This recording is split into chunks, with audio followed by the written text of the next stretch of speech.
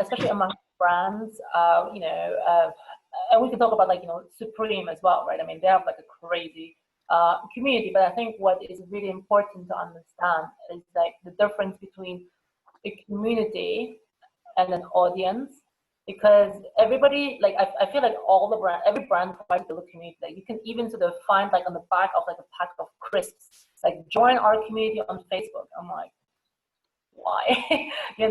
So I think there's like a huge difference between audience and community, and the difference is that when you have an audience and you can do a brilliant job serving your audience, it's kind of like a one-way sort of conversation between the brand and whoever is listening to your message, right? Mm-hmm.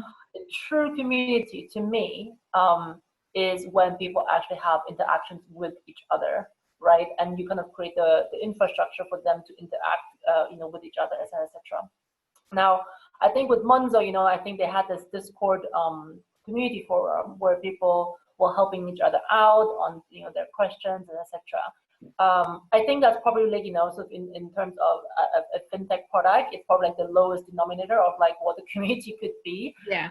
I think they could have done more, but I think it's like, it depends on like, is the community really helpful for you as a business in that sense, basically, right? Like, is there like a value for you, for Monzo to convene, I'm sure like, well, like a lot of people are Monzo users, right? I'm sure they can curate dinners or salons or whatever to kind of help people discuss about even financial things, basically, right? I mean, that would be sort of like true community building to me.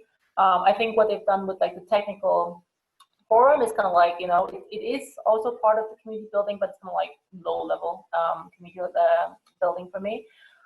Yeah, and I think that there's a trend, I would have to say. I mean, I still don't think that there is a really good tech product for communities themselves, right? Mm-hmm. A lot of communities still hang out on Facebook, which is a horrible place to be, because the algorithm is just ridiculous. You don't see anything anymore.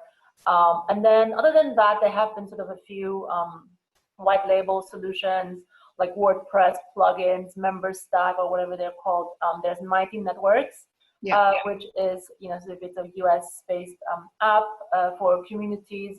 But the UX is not fantastic. It's still quite confusing, basically. I actually still think that there's not really a good tech product for community building itself. That makes it easy for people to kind of connect and find the right people and find the right topics to engage with.